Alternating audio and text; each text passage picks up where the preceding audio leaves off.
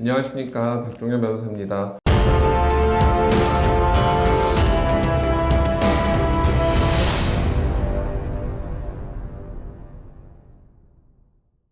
요새는 소개팅 어플이나 카카오톡 오픈 채팅 통해 가지고 교제하는 경우들도 좀 많은 것 같아요. 그런데 이런 소개팅 앱 아니면 오픈 채팅 같은 경우에는 이 상대방에 대한 정보를 내가 정확하게 받지 못하는 경우들이 있습니다. 얼마 전에 나온 뉴스에서 의사라는 신분 속이고 1년 정도 한 30명 가까운 여성을 만난 사람이 있어서 뉴스에 나왔죠. 그 남자분이 처벌받은 이유는 의사라는 걸 속여서 처벌받은 건 아니에요, 사실.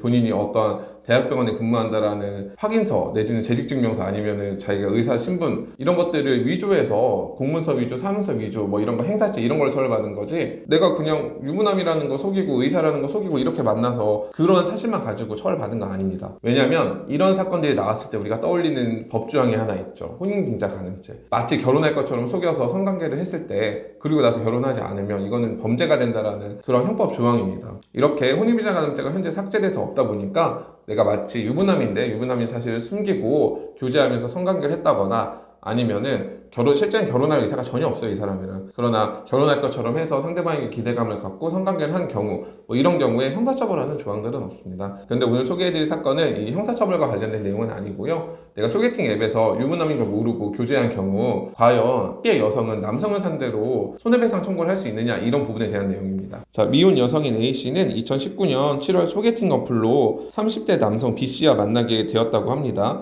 그래서 A씨는 B씨와 결혼을 전제로 만남을 이어오던 중에 처음 만난 때로부터 한 1년 2개월 정도 뒤인 2020년 9월 정도에 이 B씨가 사실은 유부남이라는 사실을 알게 되었다고 합니다. A씨는 B씨와 어떤 결혼 생활을 생각하고 있었는데 B씨가 결혼 사실을 숨기고 미혼인 것처럼 행세하며 만났다는 것 때문에 어떤 큰 충격과 불안증을 호소하게 되었고 결국 정신과 치료까지 받게 되었다고 합니다. 그리고 A씨는 B씨를 상대로 민사소송을 제기했는데요. 자, 이 사건에 관하여 해당 재판부는 남성 B씨는 여성 A씨에게 위자료로 3천만 원을 지급해라, 이런 내용을 판결하였습니다. 그리고 판결 이유 중에는 우리가 남녀가 교제하는 가운데 이 상대방과 결혼을 할 수 있는지에 대한 내용이 매우 중요한 요소이다. 그런데 B씨는 본인이 결혼하였다는 사실을 숨기고 A씨와 교제하였기 때문에 A씨에게 본인이 어떤 결혼 사실을 숨긴 부분은 큰 잘못이 있고, 그래서 B씨는 A씨에게 손해배상을 해줘야 된다라는 내용이 판결하였던 것입니다.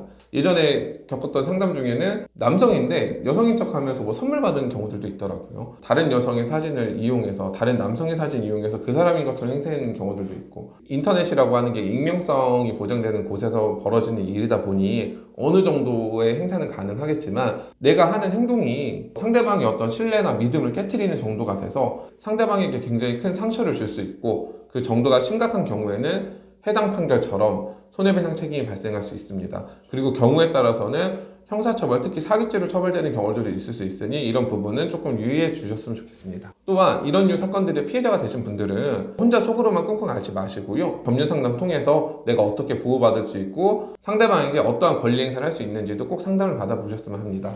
감사합니다.